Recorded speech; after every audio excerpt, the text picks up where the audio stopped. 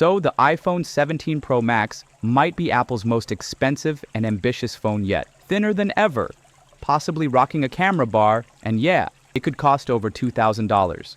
Let's talk. In this video, I'm breaking down everything we know so far about the iPhone 17 Pro Max. Design leaks, performance upgrades, camera revamps, and pricing. Whether this phone is actually worth that kind of money. We'll go step by step, starting with the new design, then performance and battery, then cameras and pricing. I'll wrap it all up with whether this is Apple innovating or just inflating. This might be the biggest visual redesign in years. According to multiple leaks, from Forbes to CNET and 9to5Mac, the iPhone 17 Pro Max is aiming for a thinner, more minimal body inspired by the iPad Air.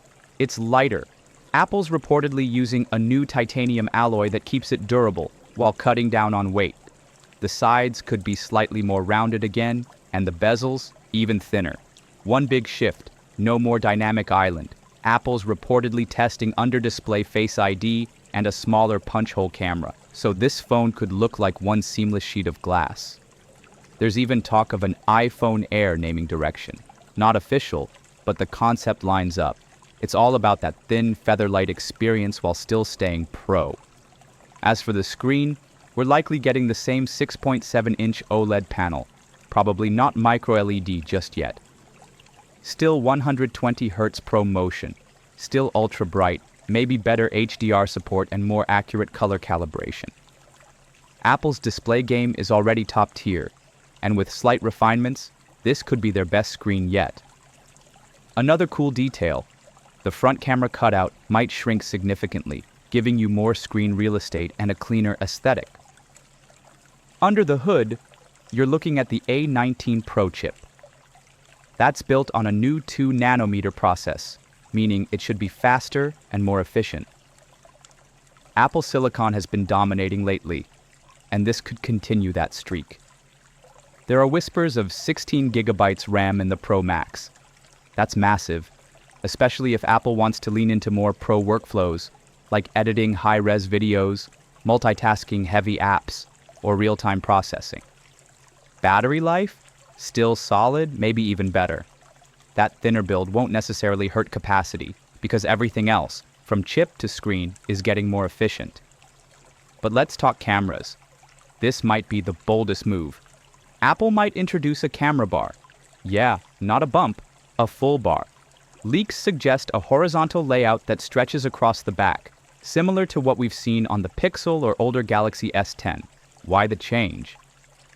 Better lens separation, more space for larger sensors, and a more symmetrical heat spread. Could even help with stabilization and thermal management during extended shoots. The expected setup includes a 48-megapixel main sensor, upgraded ultra-wide, and an improved periscope telephoto lens. We might see better low-light shots, deeper optical zoom, and more detailed portrait mode.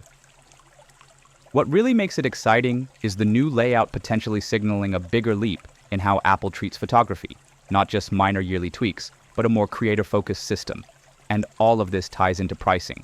According to Apple Insider, if tariffs return on Chinese imports, the iPhone 17 Pro Max might start at $1,799 and go as high as $2,000 in some markets.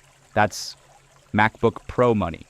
Even more in international markets where tax and import fees stack up. At that price point, Apple would really need to justify the difference.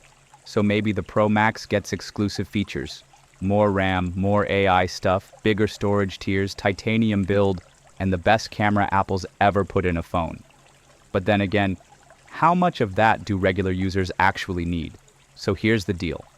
The iPhone 17 Pro Max looks like it's shaping up to be Apple's ultimate flagship. A complete visual redesign, possible camera overhaul, and an even more premium build. The kind of phone that tries to do everything without compromise. But also, Apple's drawing a line in the sand. This isn't just the bigger Pro, it's now becoming the Pro Plus. And if that's the direction, it needs to go beyond just looking good. It needs to perform like it's worth $2,000.